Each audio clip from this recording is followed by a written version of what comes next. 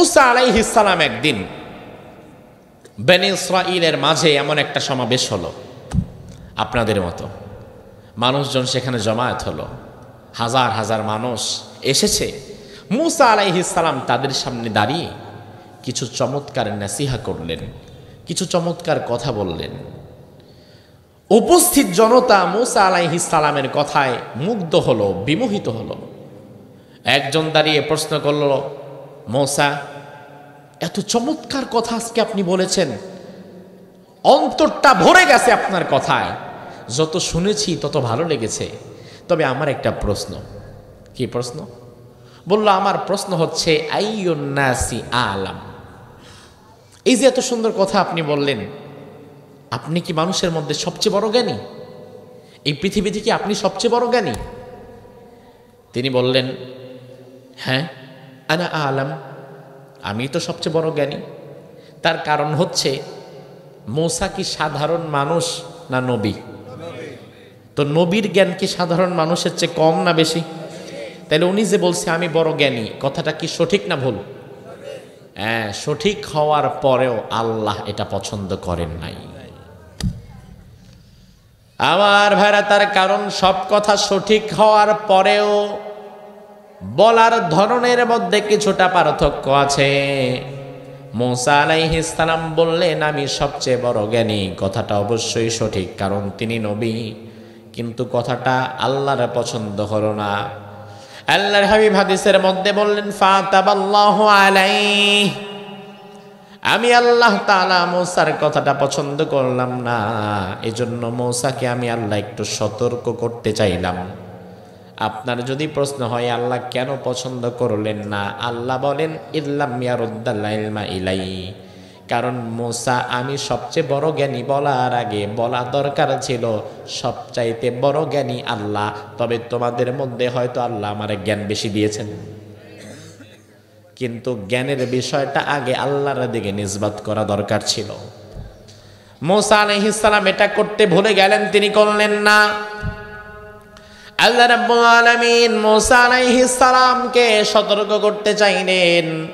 আমার আল্লাহ বললেন, মুসা, কথা তো ভালোই বললা, তুমি নাকি বড় জ্ঞানী তোমার মনে হলো, তবে আমি আল্লাহ তোমারে বোঝায় দিলাম মুসা তোমার চাইতে হাজার গুণ বড় জ্ঞানী। তোমার খুব নিকটেই বসে আছে, তুমি তারে চিনো না, আর তোমার জ্ঞান তার জ্ঞানের ধারে কাছেও নাই। শিক্ষা দিতেছে। দেখেন, নবীকে আল্লাহ তাআলা শিক্ষা দিচ্ছে। মুসা আলাইহিস সালাম চিন্তা করে, তাই নাকি আমার চেয়ে বড় জ্ঞানী? স্বাভাবিকত যারা জ্ঞানী মানুষ তাদের লোভ টাকার প্রতি, ক্ষমতার প্রতি না, বরং তাদের লোভ আছে ঠিকই, কিন্তু জ্ঞানের প্রতি। লোভ মুক্ত তারা না, তারাও খুব লোভী, কিন্তু জ্ঞানী ব্যক্তি লোভ, তার লোভটা হচ্ছে জ্ঞানের দিকে। এই জন্য জ্ঞানী ব্যক্তি যদি কখনো দেখে যে আরেকজনের জ্ঞান আমার চেয়ে অনেক বেশি, তখন অটোমেটিক্যালি তার দিকে তার অন্তরটা ঝুঁকে যায়, তার প্রতি তার একটা ভালোবাসা, শ্রদ্ধা জন্মে যায়। মুসা আলাইহিস সালাম আল্লাহকে বললেন, আল্লাহ আমার চেয়ে বড় জ্ঞানী যদি থাকে আমি তার সন্ধান পেতে চাই। এবার আল্লাহ বললেন, মুসা কিভাবে তুমি তার সন্ধান পাবা তোমারে বলে দেই। ইহমিল হুতান ফি মিকতাল, আগে একটা মাছ ধরে নাও, মাছটাকে সুন্দর করে ভেজে ফ্রাই করে ফেলো, ভাজা মাছটা একটা পাত্রের মধ্যে ঢুকায়া একজন সফর সঙ্গী নিয়ে তুমি এবার যাত্রা শুরু করো। যে পয়েন্টে গিয়ে তোমার ভাজা মাছটা তাজা হয়ে যাবে, ওই জায়গায় গিয়ে তুমি ওই মহাজ্ঞানীর সন্ধান পেয়ে যাবে। আরো জোরে করো। আল্লাহ কিন্তু বলেন নাই এত কিলোমিটার যাও, 100 কিলো যাও, 200 কিলো যাও, 500 কিলো যাও, এরপরে পাবা। বরং আল্লাহ তাআলা একটা সূত্র দিয়ে দিয়েছে, একটা ভাজা মাছ নিবা, যেখানে গিয়ে ভাজা মাছ তাজা হবে ওই পয়েন্টেই তুমি তার সন্ধান পাবা। এখন ভাজা মাছ স্বাভাবিকত তাজা হয়? ও মা, যেমনি বলেন না জানি আমাদের বাড়ি ঘরেও হয়, মাঝে মাঝে হয়, কিন্তু আল্লাহ চাইলে হয়। আমার ভাইরা, মুসা আলাইহিস সালাম এবার কি বললেন? কোরআনের মধ্যে আল্লাহ তুলে দিয়েছেন। মুসা আলাইহিস সালাম বললেন, ওয়াইয ক্বালা মুসা লিফাতাহু লা আবরাহু হাত্তা হাত্তা আবলুগা মাজমাল বাহরাইনি আও আমদিয়া হুকুবা। মূসা আলাইহিস সালাম তার খাদেম ইউশা বিন নুনকে বলল, ও খাদেম, আমার সঙ্গে পথ চল, আমার সঙ্গে ঘর থেকে বের হয়ে যা, আমি এক মহাজ্ঞানীর কাছে যাব। ওই মহাজ্ঞানীর কাছে যেতে আমার কতদিন সময় লাগবে আমি জানি না, তবে ওই মহাজ্ঞানীর কাছে যেতে যদি আমার কয়েক যুগ পার হয়ে যায়, আমি যুগের পর যুগ তার জন্য পায়ে হাঁটতে রাজি আছি। কতদিন? কতদিন? যুগের পর যুগ মানে আপনি যদি এক যুগও ধরেন কয় বছর হয়? 12 বছর একজন নবী শুধুমাত্র জ্ঞানের জন্য, ইলমের জন্য পথ চলতে রাজি হয়েছে। তার মানে জ্ঞানের জন্য দূর দূরান্তে যাওয়া, সফর করা, জ্ঞানের জন্য ঘর থেকে বের হয়ে আরামের ঘুমকে হারাম করে এই যে আপনারা বসে আছেন, এতে ফায়দা আছে না নাই? কি ফায়দা দেখেন আমার ভাইরা। মদিনার একজন তাবেঈ, قدم رجل من المدينة على أبي الدرداء وهو بدمشق। মদিনার একজন তাবেঈ তিনি শুনতে পেলেন দামেস্কে রাসূলের একজন সাহাবী আছে, তার নাম আবু দারদা। তিনি শুনতে পেলেন আবু দারদার কাছে রাসূলের একটা হাদিস রয়েছে, ওই হাদিসটা বর্তমানে মদিনাতে আর কারো কাছে নাই। এবার মদিনার ওই তাবেঈ একটা হাদিস জানার জন্য মদিনা শহর থেকে 1350 কিলোমিটার পথ পায়ে হেঁটে কত সপ্তাহ সময় বের করে এরপরে মদিনা থেকে দামেস্কে চলে গিয়েছেন। দামেস্ক মানে হচ্ছে বর্তমান সিরিয়া। বর্তমান এই যে কিছুদিন আগে কি হলো সিরিয়াতে? হ্যাঁ, দেখেন হাদিসের মধ্যে কিন্তু সিরিয়ার নামটা বারবার আছে। দামেস্ক বারবার রাসূলুল্লাহ হাদিসের মধ্যে এই শহরের কথা উল্লেখ করেছেন। কিয়ামতের পূর্বে সিরিয়া, দামেস্ক হয়ে যাবে একটি গুরুত্বপূর্ণ অঞ্চল, এবং যা হবে রাসূলুল্লাহর হাদিসের মধ্যে তার সব পূর্বাভাস, ভবিষ্যৎবাণী আছে না নাই? সিরিয়ার আরবি হচ্ছে শাম। সিরিয়ার আরবি কি? এই যে আপনি আমার কথা শুনে চিন্তা করবেন না হাদিসে নাকি আছে সিরিয়া, এখন আপনি গিয়া খোঁজা শুরু করলেন সিরিয়া, আপনি তো সিরিয়া হয়ে গেলেও পাবেন না। তার কারণ সিরিয়ার আরবি তো সিরিয়া না, সিরিয়ার আরবি হচ্ছে শাম। রাসূলুল্লাহ বারবার দোয়া করেছেন, আল্লাহুম্মা বারিক লানা ফি শামিনা, আয় আল্লাহ আমাদের শাম শহরের মধ্যে তুমি বরকত দাও। রাসূলের দোয়ার বরকত ওই শহরের মধ্যে আছে। দামেস্ক ছিল ইলমের উর্বর ভূমি। বিগত প্রায় 45 বছর সেই দামেস্কে আরেকজন জালিম বসেছিল। বাংলাদেশ যেমন এক স্বৈরাচারের কালো থাবায় আবদ্ধ ছিল, দামেস্কের বুকেও এমন আরেক স্বৈরাচার ছিল। এবং আপনি তো মনে করবেন যে আমি দুনিয়াতে সবচেয়ে কষ্টে আছি, আপনার চেয়ে বেশি কষ্টে ছিল সিরিয়ার মানুষগুলো। 45 বছর এক জালিম, একজন জালিম টানা 45 বছর। হাফিজ আল আসাদের পরিবার, আসাদ পরিবারের কাছে গোটা সিরিয়া 45 বছর যাবৎ জিম্মি ছিল। বাংলাদেশে ভালো মানুষগুলোকে কষ্ট দেওয়ার জন্য মাটির নিচে একটা জিনিস বানাইছিল, কি নাম? কি ঘর? আয়না ঘর। সিরিয়ার বাশার আল আসাদ ওর বাপেও একটা বানাইছিল, হাফিজ আল আসাদ যে ছিল, ওরাও একটা মাটির নিচে আয়না ঘর বানিয়েছিল, ওটার নাম ছিল সিদনায়া কারাগার। বাংলাদেশের আয়না ঘরের চাইতে তার ভয়াবহতা বেশি ছিল। মাটির নিচে 2 লক্ষ মানুষকে টানা 45 বছর বন্দী করে রেখেছিল। এটা আপনি কল্পনা করতে পারবেন না। 45টা বছর 2 লাখ মানুষ, সূর্যের আলো কি জিনিস তারা দেখে নাই, অসুস্থ হয়ে গিয়েছে, এক একজন স্মৃতিশক্তি হারিয়ে গিয়েছে, পাগল হয়ে গেছে। অবশেষে আল্লাহর ধরা আছে না নাই? এবং আলহামদুলিল্লাহ আমরা দেখতে পেয়েছি 2024 সাল যেটা বিদায় হয়ে গিয়েছে, এটা যেন কেমন স্বৈরাচারদের বিদায়ের একটা ঘন্টা বাজায় দিয়ে গেছে, ঠিক কিনা? 2024 সালে বাংলাদেশের 16-17 বছরের স্বৈরাচার পালিয়েছে। 2024 সালে সিরিয়ার 45 বছরের স্বৈরাচার পালিয়েছে, 2025 এসেছে।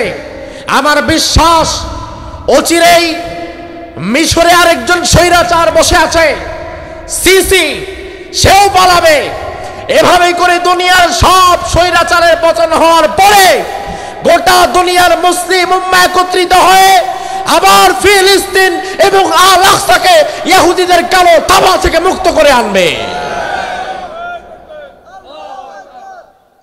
সেজন্য অপেক্ষা করতে হবে, তাড়াহুড়ো করলে চলবে না। পতন ঘন্টা তো বেজে গেছে, আগামীর পৃথিবী হয়ে যাবে ইনশাআল্লাহ ইসলামের পৃথিবী, যদি আমরা প্রস্তুত থাকি, ঠিক কি না? সেই দামেস্ক, সিরিয়া, দামেস্কে ছিল তখন আবু দারদা সাহাবী। মদিনার ওই তাবেঈ শুনেছে যে দামেস্কের ওই সাহাবীর কাছে একটা হাদিস আছে। একটা হাদিসের জন্য মদিনা থেকে দামেস্ক 1350 কিলোমিটার পথ সফর করলো। 1350 কিলোমিটার পথ আপনার কিছু মনে হইল না? অথচ 1350 কিলোমিটার কিন্তু বাংলাদেশের 2টা। আপনি যদি এখন বাংলাদেশের এক মাথা থেকে আরেক মাথায় যেতে চান, টেকনাফ থেকে তেতুলিয়া যেতে চান, 2 দিন আপনার সময় লাগবে গাড়িতে। আর ওই যুগে কোনো গাড়ি নাই, যানবাহন নাই, বিমান নাই, বাস নাই, ট্রাক নাই, সাইকেল নাই, মোটর সাইকেল নাই। ওই যুগে আছে ওটার ঘোড়া। আবার সব জায়গা দিয়ে তো ওটার ঘোড়াও চড়ে না, পায়ে হেঁটে যাওয়া লাগে। তার মানে আজকের 1350 কিলোমিটার গাড়ি দিয়ে যদি 2 দিন লাগে, আর 1500 বছর আগে 1350 কিলোমিটার পায়ে হেঁটে লাগতো 10-12 দিন, ঠিক কিনা? তিনি খবর পেলেন একটা হাদিস আছে মদিনার, একজন তাবেঈ জানতে পারলেন একটা হাদিস আছে আবু দারদার কাছে। একটা হাদিসের জন্য 1350 কিলোমিটার পথ পাড়ি দিলেন। এরপরে চলে গেলেন। আবু দারদা বললেন, ভাই কোথা থেকে এসেছেন? ওই তাবেঈ বললেন, আমি মদিনা থেকে এসেছি। বলল, ভাই এত দূর থেকে আসছেন, আপনি কি আমাজি তালি হাজা অন্য কোনো কিছু কেনাকাটার জন্য আসছেন নাকি? বলে, না। কি জন্য এসেছেন? হাদিসের জন্য এসেছি। আবু দারদা আবার অবাক হয়ে বলল, আমা কদিম তালি তিজারা, ব্যবসার জন্য আসেন নাই যে ব্যবসাও করব, হাদিসও নিব, হ্রদও দেখব, কলাও বিক্রি হবে, 1-2 পাখি মারব? ওই তাবেঈ বলে, না, আমি শুধুমাত্র একটা হাদিসের জন্য এসেছি, আর কোনো কিছু আমার চাও পাওয়া নাই। এবার আবু দারদা বললেন, ভাই এত কষ্ট যেহেতু আপনি একটা হাদিসের জন্য করেছেন, এবার হাদিসটা আমি আপনারে বলে দেই। রাসূল আমারে বলে গিয়েছেন, মান সালাকা তরিকান ইয়ালতামিসু ফীহি ইলমান সাহহালাল্লাহু লাহু তরিকান ইলাল জান্নাহ। আল্লাহর দুনিয়াতে আল্লাহর কোন বান্দা যদি কোরআনের জ্ঞান, হাদিসের জ্ঞান অর্জনের জন্য তার ঘর থেকে বের হয়ে 1 পা 2 পা করে রাস্তা গায়, পথ অতিক্রম করে যদি জ্ঞান অর্জনের জন্য, আল্লাহর হাবিব বলেন আল্লাহ তাআলা ওই বান্দার জন্য, ওই বান্দা বাড়ি থেকে যতটা দূরে বের হয়েছে, আল্লাহ তাআলা তার জন্য রাস্তাতে জান্নাতের রাস্তা ততটা এগিয়ে দেয়। আজকে যদি আপনি জ্ঞান অর্জনের জন্য এখানে এসে বসে থাকেন, তাইলে রাসূলের হাদিস সাক্ষী আল্লাহ তাআলা আপনার জন্য জান্নাতের রাস্তাটা এগিয়ে এনেছেন। সুবহানাল্লাহ। আবু দারদা বললেন, ভাই রাসূল আমাকে আরো বলেছেন, ওয়া ইন্নাল আলিম লা ইস্তাগফিরু লাহু মান ফিস সামাওয়াতি ওয়াল আরদ। দুনিয়াতে আল্লাহর যে বান্দা জ্ঞান অর্জন করে, আকাশের ফেরেশতা, গর্তের পিপীলিকা, সমুদ্রের মাছ, সবাই তার জন্য দোয়া করতে থাকে। এমনকি দোয়া করতে করতে এমন অবস্থা হয়ে যায়, আল্লাহ তাআলা তার জীবনের সব গুনাহগুলো মাফ করে দেয়। এই জন্য কোরআন হাদিসের জ্ঞানের মধ্যে বরকত আছে না নাই? মূসা আলাইহিস সালাম আমার ভাইরা জ্ঞান অর্জনের জন্য তার সফর সঙ্গীকে সাথে নিলেন, আর পাতিলের মধ্যে নিলেন একটা ভাজা মাছ। কি মাছ? কে বলছিল? খাওয়ার জন্য। মূসা আলাইহিস সালাম এবার তারে বললেন, চল আমরা একসাথে বের হয়ে যাই। কতদিন লাগবে জানি না, কারণ আল্লাহ বলে নাই। তিনারা 2 জন এবার হেঁটে যাচ্ছেন জ্ঞান অর্জনের জন্য। একটা জ্ঞানের সফরনামা দেখেন। এই জ্ঞানের সফরনামা আল্লাহর এত পছন্দ হয়েছে, পুরা সফরের ডায়েরিটা আল্লাহ কোরআনের মধ্যে ঢুকায় দিছে।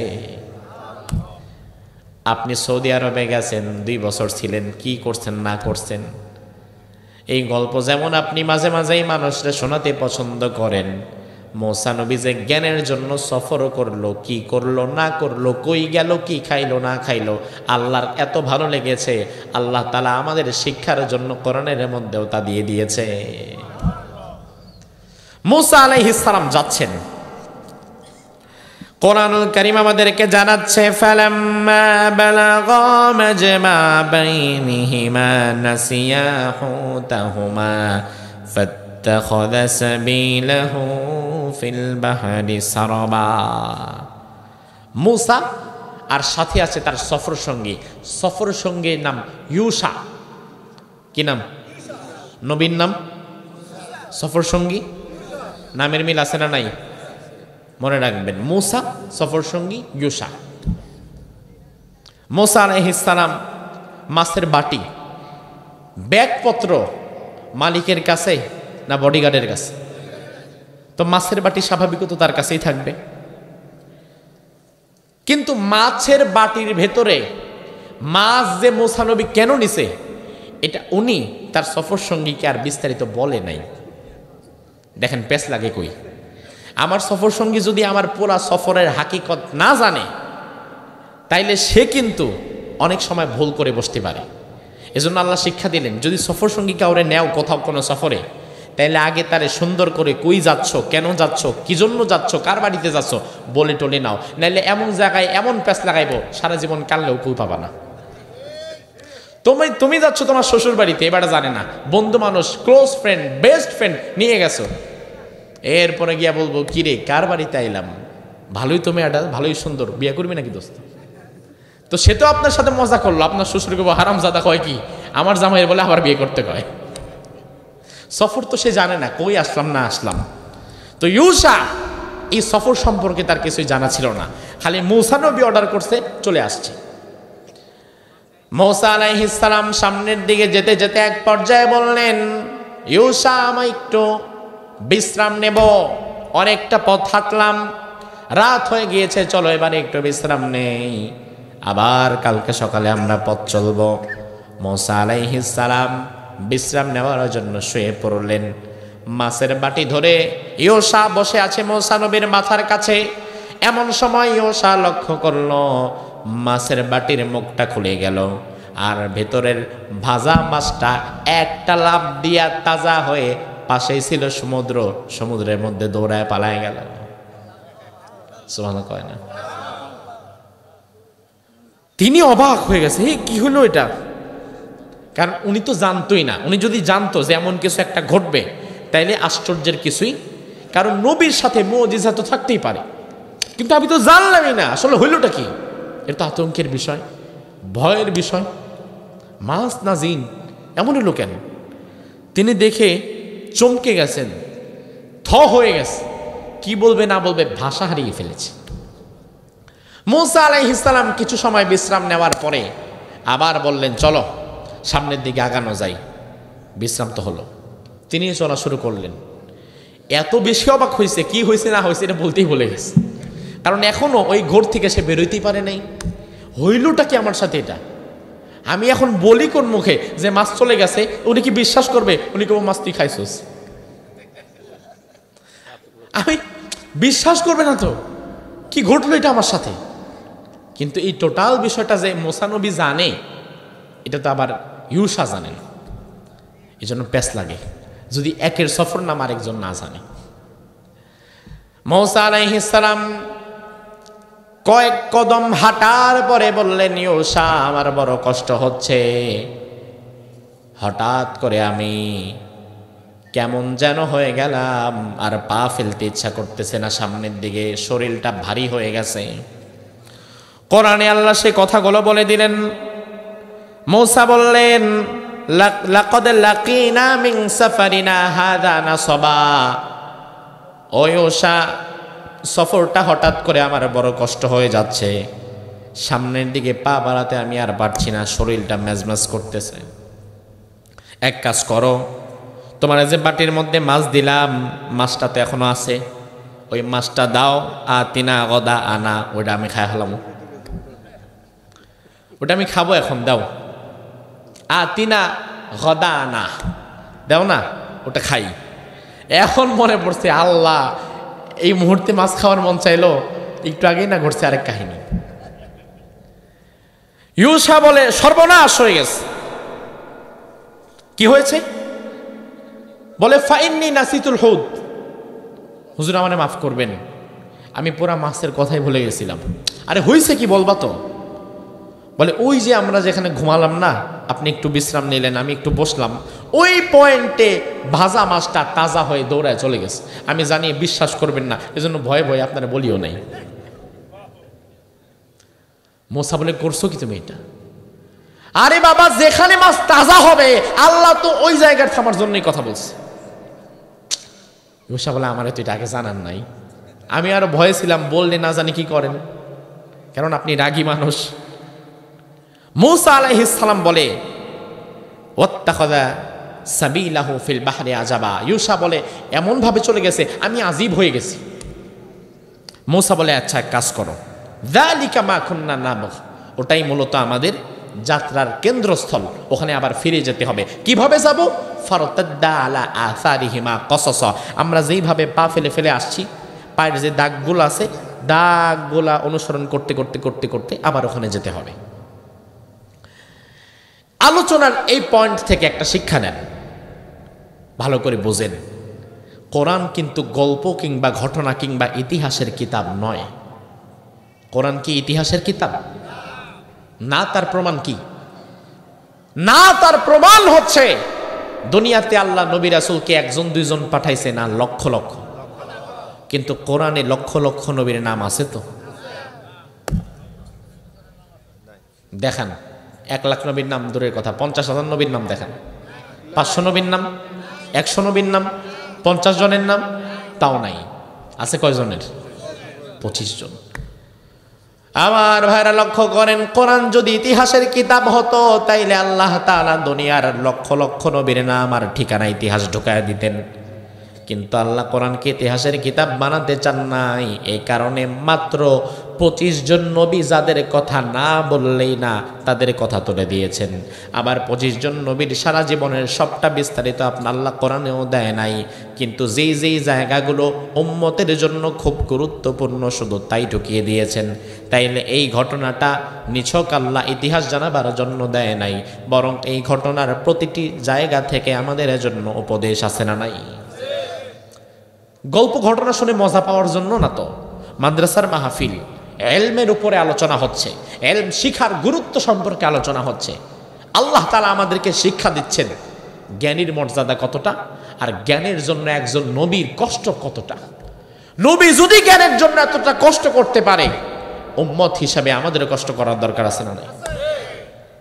দেখেন মুসা আলাইহিস সালাম মাছটা হারিয়ে যাওয়ার আগ পর্যন্ত তিনি মাইলকে মাইল সফর করেছেন, একবারও বলেন নাই যে আমি ক্লান্ত হয়ে গেছি আর আগাতে পারবো না। কিন্তু মাছটা যখন হারিয়েছে, ঠিক তার পরে কয়েক কদম যাওয়ার পরেই তিনি বললেন লাকাদ লাকিনা মিন সাফারিনা হাযা নাসাবা, আমি তো অনেক ক্লান্ত হয়ে গেলাম, আর তো সামনে আগাতে পারছি না। এখান থেকে শিক্ষা কি? শিক্ষা হচ্ছে মাছ হারিয়ে যাওয়ার আগ পর্যন্ত মুসা নবীর গন্তব্যটা ছিল সঠিক না ভুল? সঠিক না ভুল? আর মাছ হারিয়ে যাওয়ার পরে এই যে 5-10 কদম হেঁটেছে, এই হাঁটার জায়গাটা কি সঠিক না ভুল?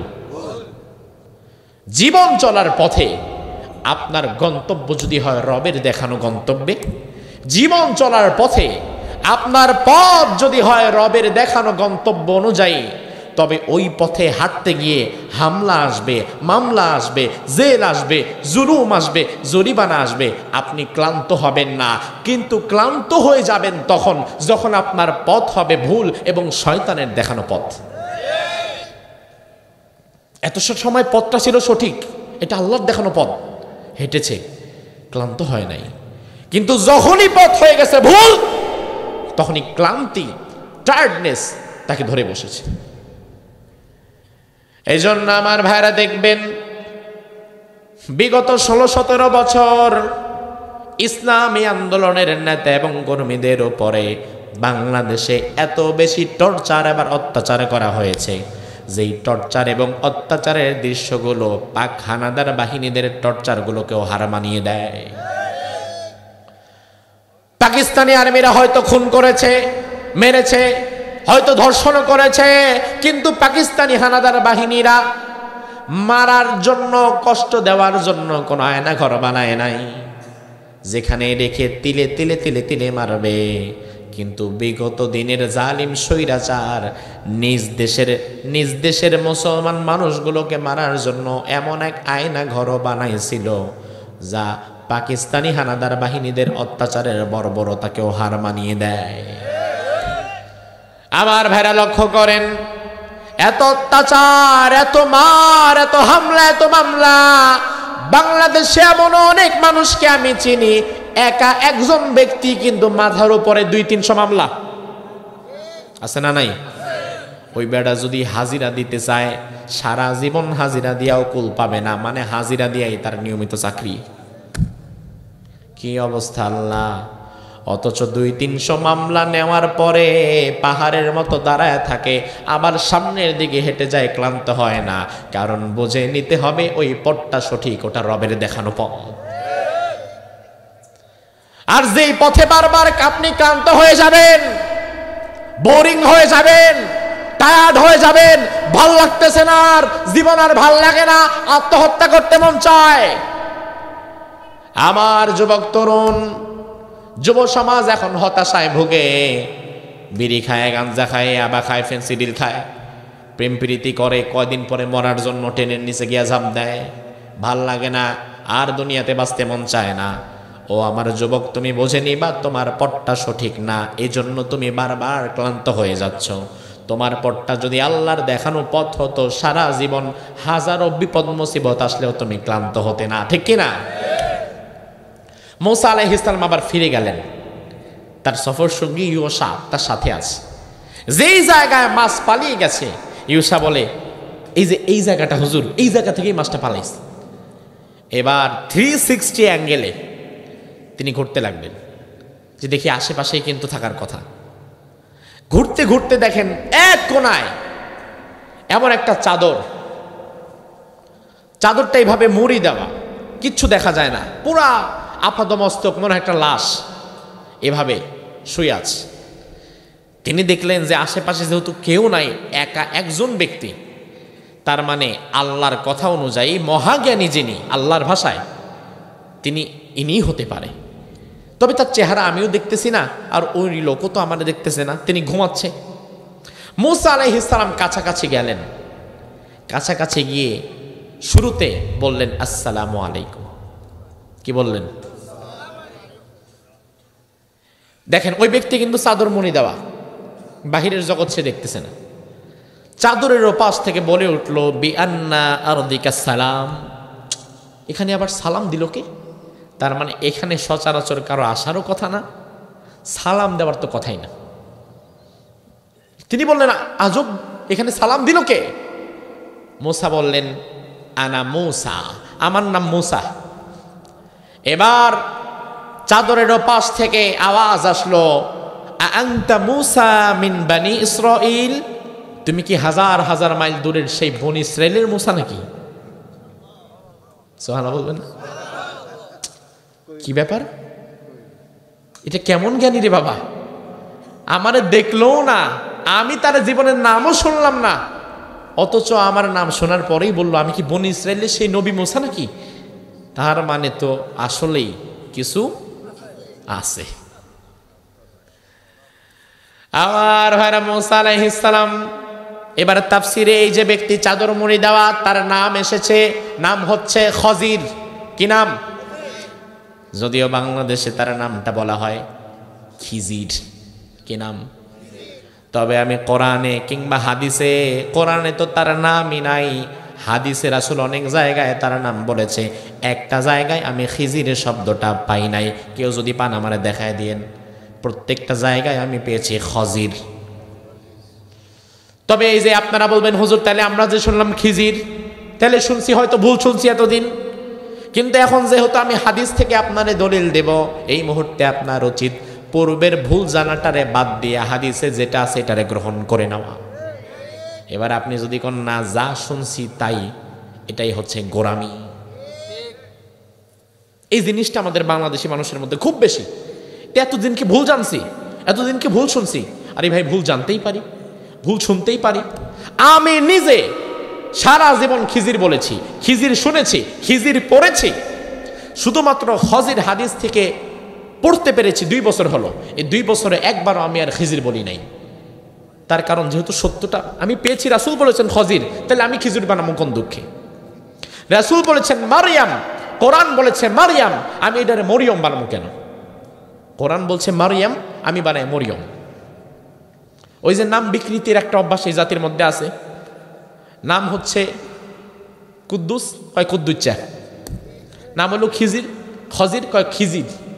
নাম হচ্ছে মারিয়াম, কয় মরিয়ম। তো নাম বিকৃতির দরকার কি?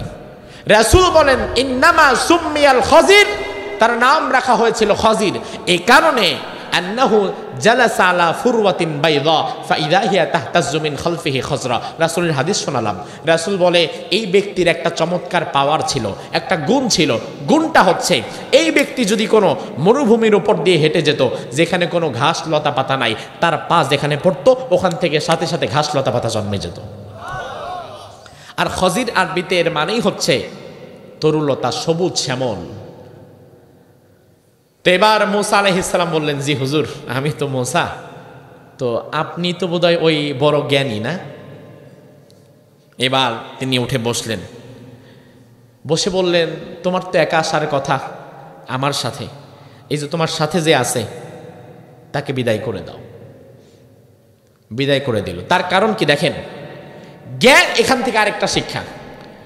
আপনি হতে পারেন জ্ঞানী, আপনি হতে পারেন ধনী, আপনি হতে পারেন ক্ষমতাবান, কিন্তু আপনি যখন জ্ঞান শিক্ষা করার জন্য স্কুলে, মাদ্রাসায় কিংবা বিদ্যালয়ে যাবেন, তখন আপনার সাথে আর কোনো চাকর বাকর খাদেম থাকবে না, তখন আপনি হয়ে যাবেন আপনার উস্তাদের খাদেম। তো মুসার সাথে খাদেম আছে একজন, বলে তাকে পাঠিয়ে দাও। এবার মুসা আলাইহিস সালাম তাকে পাঠিয়ে দিল। এবার বলো তুমি কি চাও? এবার মুসা আলাইহিস সালাম বলেন, আমি আসলে চাই হচ্ছে হাল আত্তাবিউকা আলা আন তুআল্লিমানি মিম্মা উল্লিমতা রুশদা। আল্লাহ তাআলা আমাকে জানালো, আল্লাহ তাআলা নাকি আপনারে অনেক জ্ঞান দিয়েছে, যেই জ্ঞান আমার নাই। আমি একবার হঠাৎ কথা প্রসঙ্গে বলে ফেলছিলাম আমি বড় জ্ঞানী। আল্লাহ হয়তো শিক্ষা দেওয়ার জন্য আমারে আপনার কাছে পাঠাইছে। এই জন্য আল্লাহ তাআলা যে জ্ঞান আপনারে দিয়েছে, এই জ্ঞান থেকে আমি কিছুটা শিখতে চাই। আমি শেখার জন্য এসেছি, আমি জানার জন্য এসেছি। এবার খজির বলল, ইন্নাকা লান তাসতাতিয়া মাইয়া সাবরা। ও মুসা, আমি জানি তোমার ধৈর্য কিছুটা কম, তোমার মুখের আগে হাত চলে, যারে তারে তুমি থাপ্পড় দিয়া বসো, তুমি অন্যায় সহ্য করতে পারো না। কিন্তু জ্ঞানের জন্য সব চাইতে বেশি যেটা দরকার সেটা হচ্ছে ধৈর্য। আমার সাথে জ্ঞান অর্জনের জন্য যতটুকু ধৈর্য দরকার আমার মনে হয় সেটা তোমার নাই। মুখের উপর বলে দিস, ইন্নাকা নিশ্চয়ই তুমি, লাং তাস্তাতিয়া পারবাই না, মাইয়া সবর আমার সাথে ধৈর্য ধরতে। তার মানে জ্ঞানের জন্য ধৈর্যের দরকার আছে না নাই? এই যে বসে আছেন মাহফিলে, ঘন্টার পর ঘন্টা পা ঝিম ধরে যায়, কোমর লেগে যায়, ঝিমুনি চলে আসে, এরপরেও যে কষ্ট করে বসে থাকেন, এটাই প্রমাণ হয় আপনাদের ধৈর্য আছে। তার কারণ হুটহাট চিন্তার মানুষ, দৌড়াদৌড়ি করার মানুষ জ্ঞান অর্জন করতে পারে না। মুসা আলাইহিস সালামকে যখন বলল যে তুমি পারবা না, এবার মুসা আলাইহিস সালাম বলল, সাতাজিদুনি ইনশাআল্লাহ, অবশ্যই পারবো ইনশাআল্লাহ। সাবিরা ওয়ালা আসিলাকা আমরা, আমি তো ধৈর্য ধরবই, উপরন্তু আপনার কোনো কাজে আমি আপনারে বাধা দিব না। সুবহানাল্লাহ বলবেন না? এবার খাজির তাকে একটা কন্ডিশন দিচ্ছে, আচ্ছা এত দূর থেকে আসছো, কষ্ট করে আসছো, বারবার আমারে বলতেছো, ইনশাল্লাহ বলছো, এরপরে তার কিছু বলার থাকে না। তবে আমি তোমারে একটা কন্ডিশন দিই।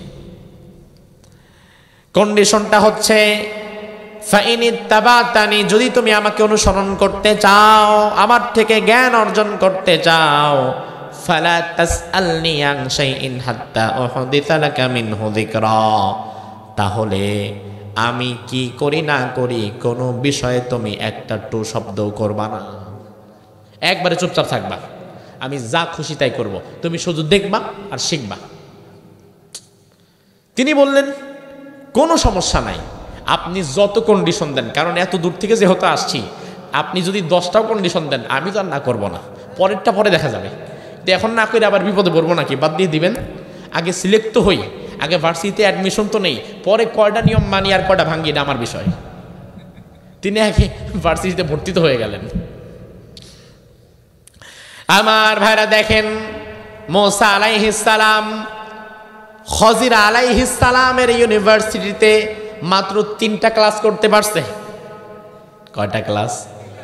তার মানে মোটামুটি 3 ক্লাসের মধ্যেই পুরা মার্কা মারা শেষ। 3টা ক্লাস আল্লাহ তাআলা ক্লাসগুলোকে কোরআনের মধ্যে তুলে দিয়েছেন। মুসা আলাইহিস সালাম এবার খজিরের সাথে পথ চলা শুরু করলো। যেতে যেতে কোরআন আমাদেরকে জানাচ্ছে ফানতালাকা হাত্তা ইযা রাকিবা ফিস সাফিনাতি খারাকাহা قال أخرقتها لتغرق أهلها لقد جئت شيئا إمرا।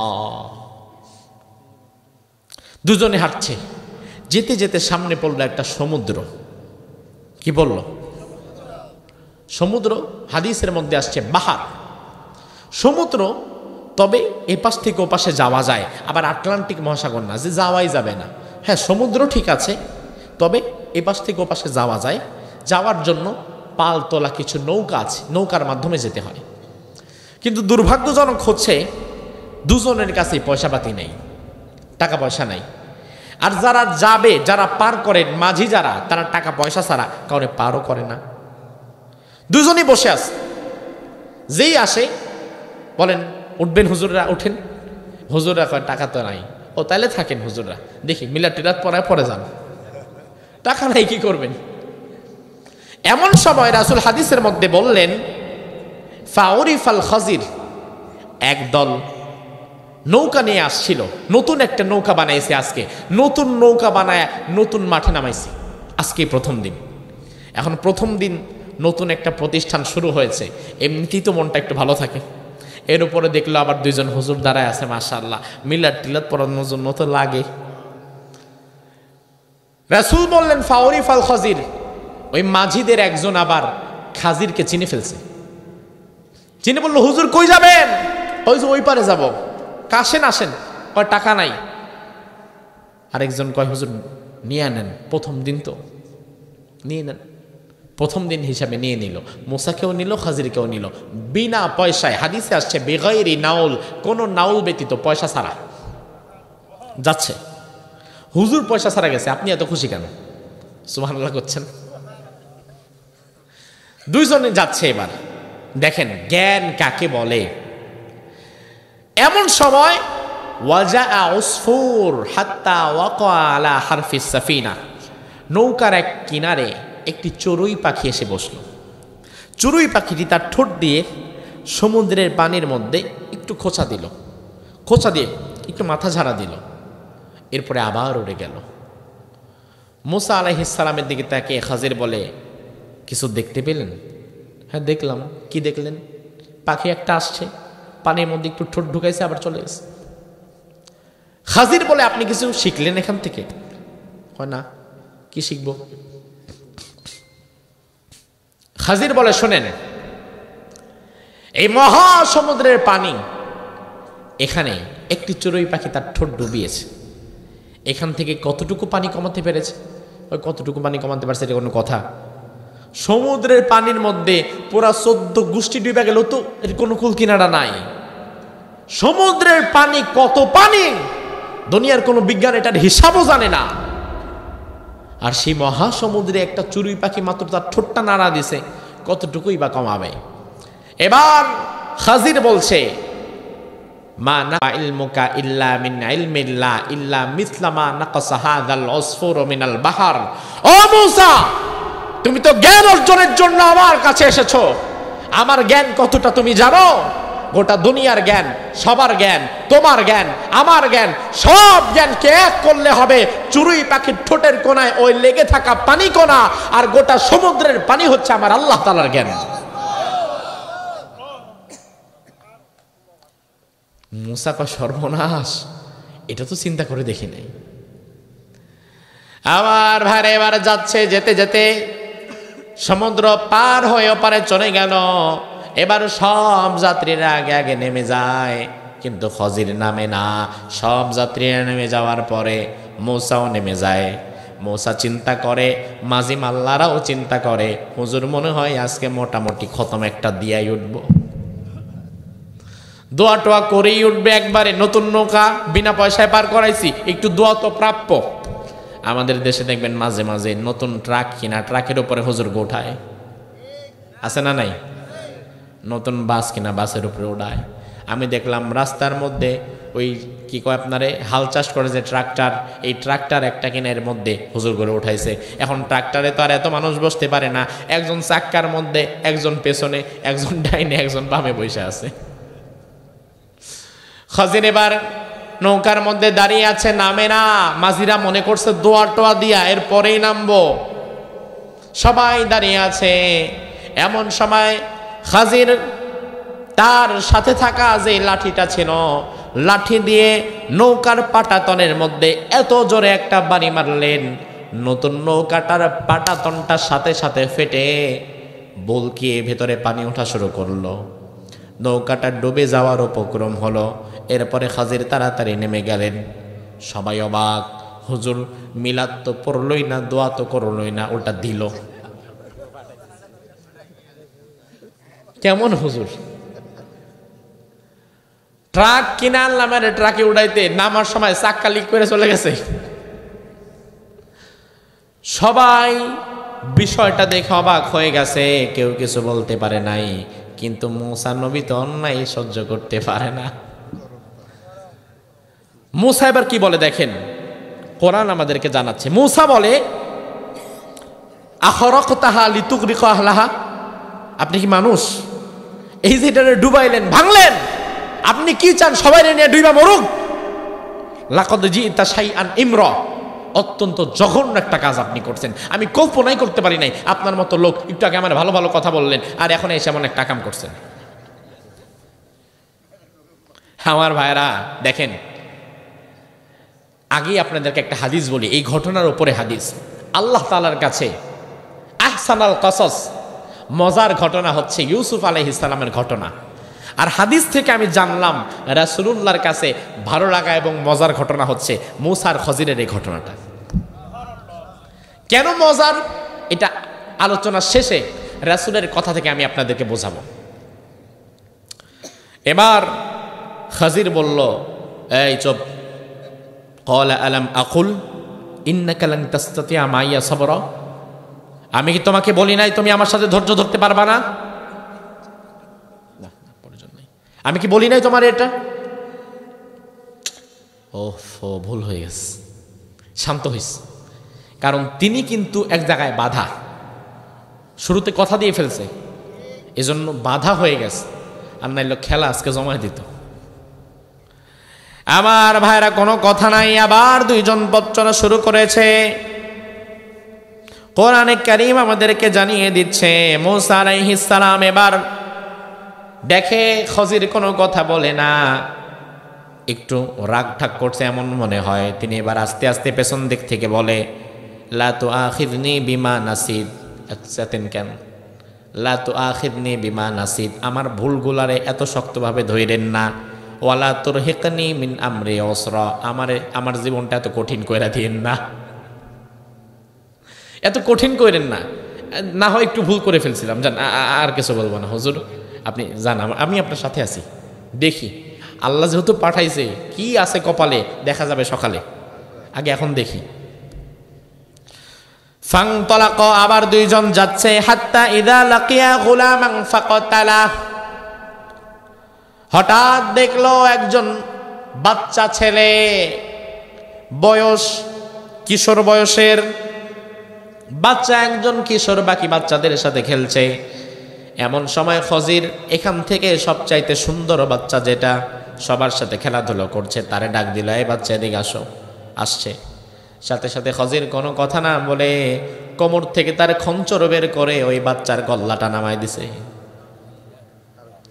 নাউজুবিল্লাহ। তো বুঝো তুমি এবার, তুমি যদি শুই না নাউজুবিল্লাহ কও আর মুসা সরাসরি দেখছে, সে কি করতে পারতেছে, মেজাজটা কোন জায়গায় যাইতেছে। এত বছর পরে শোনার পরে তুমি নিজেই নাউজুবিল্লাহ বলতেছো, আর এই দৃশ্য মুসা নিজের ছবি দেখতেছে, কেমন লাগে মেজাজটা। এবার তিনি বললেন, আখতালতা নাফসান যাকিয়াতাম বিগাইরি নাফস, একটা নিরপরাধ মানুষকে আপনি হত্যা করলেন। এটা কি করলেন আপনি? এটা লাকাদ জিতা শাইআন নুকরা, আপনি পূর্বে যা করেছেন নৌকা ফুটা, তার চেয়ে জঘন্যতম কাজ এখন করছেন। খাজির আবার মনে করিয়ে দিচ্ছে, আলাম আকুল লাকা ইন্নাকা লান তাসতাতিয়া মাইয়া সাবরা, আমি কি তোমাকে বলি নাই তুমি আমার সাথে ধৈর্য ধরতে পারবা না? আবারও তেনার মাথায় জ্ঞান আসছে, না রে আমি তো কথা দিয়ে রাখছিলাম।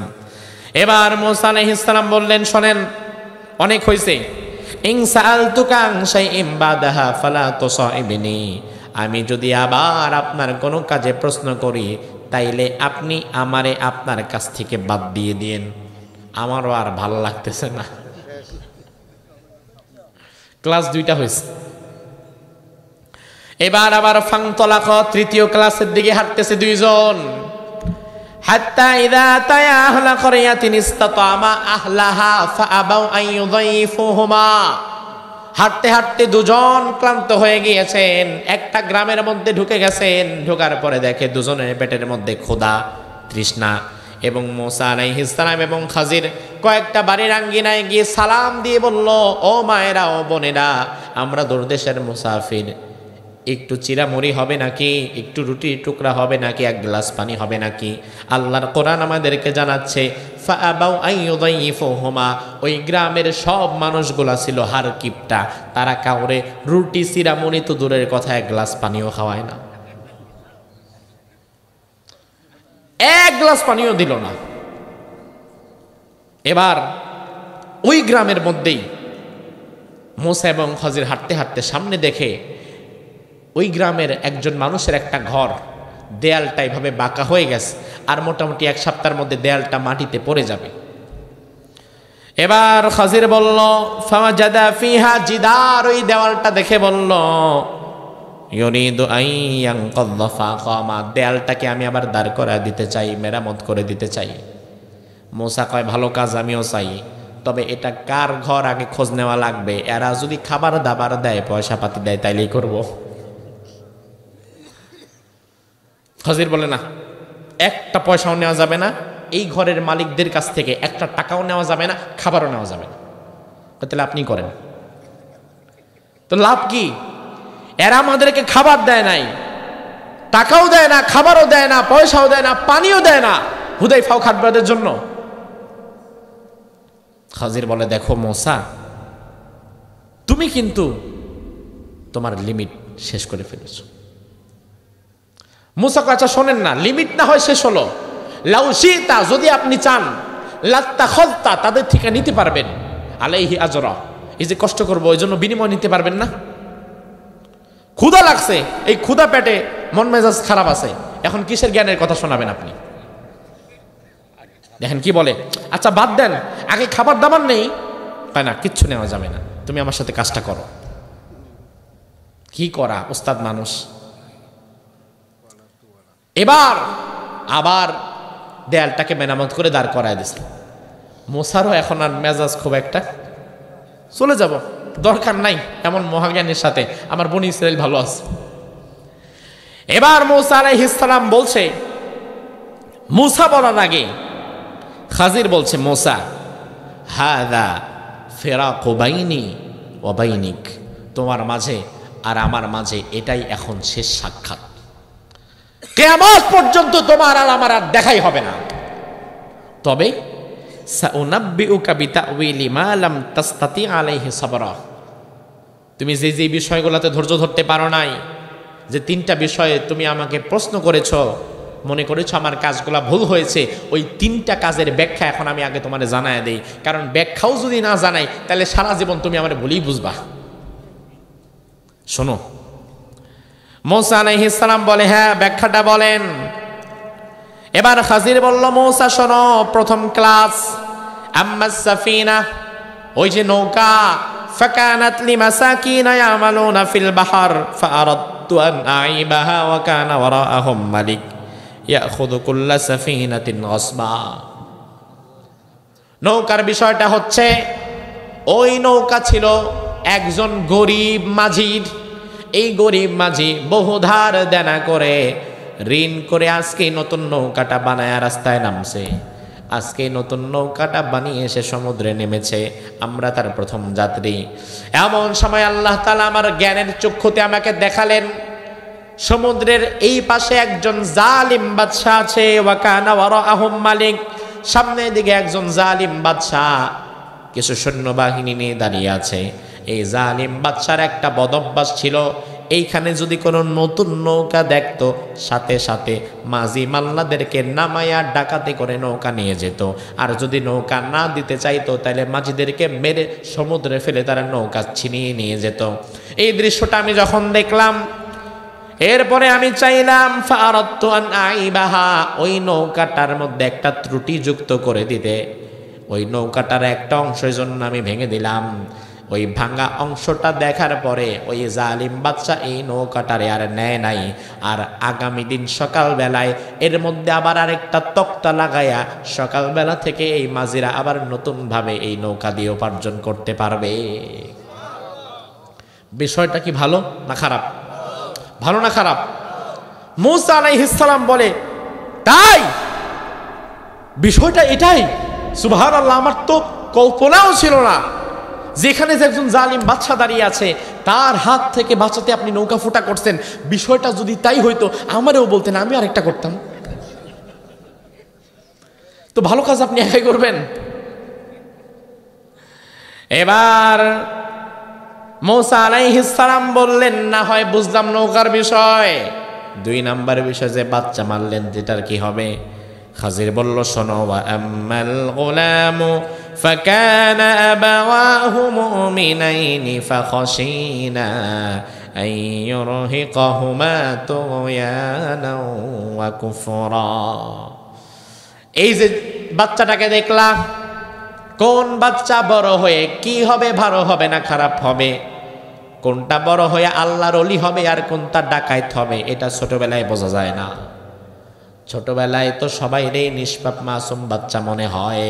তবে আমার আল্লাহ আমারে দেখায়া দিছে, খজির সাবধান থাকো, এই বাচ্চাটা বড় হয়ে সন্ত্রাস হবে, এই বাচ্চাটা হাজার হাজার মানুষকে মেরে ফেলবে, এই বাচ্চাটা তার মা বাবাকেও আবার কুফরির দিকে নিয়ে যাবে। আমার আল্লাহ তাআলা দেখানোর পরে এই বাচ্চাটারে আমি মেরে ফেললাম। আমার আল্লাহ মানে জানায় দিয়েছে, খজির তুমি যে মেরে ফেলেছো ভালো করেছো, এই বাচ্চার বিপরীতে এই দম্পতিকে, এই বাচ্চার মা বাবাকে আমি আল্লাহ তাআলা একজন নেককার সন্তান দান করে দেব। বলো মূসা, এই বাচ্চাটা যে বড় হয়ে অসংখ্য মানুষ মেরে ফেলবে, সন্ত্রাসী হবে, তাকে যে আমি মেরে ফেলেছি, খারাপ করেছি না ভালো করেছি? ভালো করছেন, ঠিক আছে, তো সন্ত্রাসীরা আমি মারতে পারলাম না কেন? তো আমিও মারতাম আপনার সাথে, ভালো কাজ তো আপনি একাই করলেন। আল্লাহ, অসম্ভব ভালো কাজ আপনি করেছেন, কারণ আমি মূসা অন্যায় সহ্য করতে পারি না। আর এই বাচ্চা বড় হয়তো অনেক অন্যায় করতো, আপনি আগেই তাকে মেরে ফেলেছেন। এজন্য আপনি আবার মাশাআল্লাহ আগামী দিন মাঠের মধ্যে গিয়ে রেডি থাকবেন, যে এই পোলাপান দুষ্টামি বেশি করবো, আয় মেরে ফেলবেন নাকি? এই ভুল কাজ করবেন না, কিন্তু নিজেও মামলা খাবেন, আমারও মামলা খাওয়াবেন। খজিরকে আল্লাহ তাআলা জানিয়ে দিয়েছিল, তা আপনারা কি আল্লাহ আমারে জানাইছে না? এবার মূসা বলল, ঠিক আছে, তাইলে যে দেওয়াল আমরা নির্মাণ করে দিলাম, আমরা তো চাইলে তাদের কাছ থেকে কিছু টাকা নিয়ে রুটি কলা কিনে খেতে পারতাম, পানি খেতে পারতাম, ওটা নিলেন না কেন? এবার খজির বলল, শোনো, ওয়া আম্মাল জিদারু ফাকানা লিগুলামাইনি ইয়াতীমাইনি ফিল মাদিনাতি وكان تحته كنز لهما وكان أبوهما صالحا। ওই যে দেওয়ালটা আসলে দুজন এতিম বাচ্চা দুটো এতিম, গরিব ছোট মানুষ। তাদের মা বাবা ছিল ইমানদার, কিন্তু মা বাবারা মারা গেছিল, ছোটবেলায় মারা গেছে। মরে যাওয়ার আগে কিছু স্বর্ণ মুদ্রা, ধন সম্পদ এই দেয়ালের নিচে রেখে দিয়ে গেছে। এই দেয়ালটা যদি আজকে ভেঙে যায়, তাহলে এই বাচ্চারা তো ছোট, এই ধন সম্পদগুলো এলাকার মোড়ল মাতবরেরা ভাগজাক করে খেয়ে ফেলবে, তারা কিচ্ছু পাবে না। আমি চিন্তা করলাম আবারও দেয়ালটাকে দাঁড় করিয়ে দেই। এই দেয়ালটা হেলে পড়তে পড়তে আরো 10 বছর লেগে যাবে। ততদিনে এই বাচ্চারা বড় হয়ে নিজেদের ভালোটা বুঝতে শিখবে। 10 বছর পরে দেয়ালটা যখন ভাঙবে, এই বাচ্চারা যখন এই সম্পদটা ফিরে পাবে, এই সম্পদ দিয়ে তারা নতুনভাবে তাদের জীবন কাজে লাগাতে পারবে। এই জন্য আমি একটা টাকাও তাদের থেকে নিতে চাই নাই। এবার মূসা আলাইহিস সালাম তিনি বললেন, রহমাতাম মির রব্বিক, রবের পক্ষ থেকে রহমত। ওয়ামা ফাআলতুহু আন আমরি, একটা কাজ মূসা, একটা কাজও আল্লাহর ইশারা ছাড়া আমি খাজির করি নাই। যা করেছি সব আল্লাহর ইশারায় করেছি। মূসা অবাক হয়ে গেলেন। মূসা আলাইহিস সালামের সাক্ষাৎ খাজিরের সাথে এখানে শেষ। মূসা অবাক হয়ে শুধু চিন্তা করতে লাগলেন, একটা মানুষের কাছে এত জ্ঞান কিভাবে থাকে? ওই মানুষটা তো অবশ্যই আমি মূসার কাছ থেকে বেশি জ্ঞানী। তবে খাজির আবার বললেন, মূসা, আল্লাহ তাআলা হয়তো তোমাকে এমন কিছু জ্ঞান দিয়েছে যেই জ্ঞান আবার আমারে দেয় নাই, আবার আমারে এমন কিছু জ্ঞান দিয়েছে যেটা তোমারে দেয় নাই। এটা বলে আল্লাহ তাআলা মূসাকে একটু সান্ত্বনাও দিলেন। নয়তো মূসা ভাবতো, আরে আল্লাহ উনি তো মহাজ্ঞানী, কিন্তু মূসার কাছে যে নবুয়তের জ্ঞান আছে এটা আবার খাজিরের কাছে নেই, আবার খাজিরের কাছে যেই চমৎকার জ্ঞান আছে এটা আবার মূসার কাছে নাই। এই টোটাল হাদিস সহিহ মুসলিমের হাদিস, পরিপূর্ণ হাদিসটা রাসূল সাহাবীদেরকে বললেন। রাসূলও হাসতেছেন, সাহাবীরাও হাসতেছেন। এরপরে রাসূল কি বলেন দেখেন, রাসূলের একটা মন্তব্য দেখেন। এই ঘটনার উপরে রাসূলের মন্তব্য হচ্ছে, ইয়ারহামুল্লাহু মূসা, আল্লাহ নবী মূসার উপরে রহম করো, লাউ আদিন্না লাউ সাবার হাত্তা ইয়াকাসসা আলাইনা মিন আমরিহিমা। আহারে বেচারা মূসা নবী যদি আরেকটু ধৈর্য ধরতে পারতো, আমরা নতুন নতুন আরো কিছু মজার কথা শুনতে পারতাম। এটা রাসূল বলতেছেন। তার মানে এই ঘটনার প্রতি রাসূলের একটা ভালো লাগা আছে না নাই? রাসূলও চাচ্ছিলেন যে আর কয়েকটা ক্লাস বারুক, দেখি না আর কি হয়, সামনে আর কি হয়। কিন্তু মোটামুটি 3 ক্লাসের পরেই কাহিনী শেষ। এই জন্য রাসূল বললেন, আহারে মূসার উপরে আল্লাহ রহম করুক, আরেকটু ধৈর্য ধরলে আরেকটু মজা পাইতাম। সুবহানাল্লাহ বলবেন না? এ থেকে শিক্ষা কি? শিক্ষা হচ্ছে জ্ঞানের জন্য একজন নবী সব কিছু ছেড়ে দিয়ে মাইল কি মাইল সফর করেছে। তার মানে জ্ঞানের জন্য আজকের যুগেও যারা সফর করে তারাই মূলত নবুয়তি কাজের মধ্যে থাকে, ঠিক কিনা? এই যে আপনারা জ্ঞান অর্জন করতে এসেছেন, হয়তো না জানা বিষয় জেনে গেলেন, জানা বিষয়টা আবার রিয়ালাইজেশন হলো, মাদ্রাসায় ছাত্ররা পড়ছে, জ্ঞান অর্জন করছে। আল্লাহ সুবহানাহু ওয়া তাআলা এই মাদ্রাসাকে একটি জ্ঞানের মারকাজ হিসাবে কবুল করুক, আমরা বলি আমিন। হাদা মা ইনদি ওয়াল ইলমু ইনদাল্লাহ আলাইহি তাওয়াক্কালতু ওয়া ইলাইহি উনীব। আমরা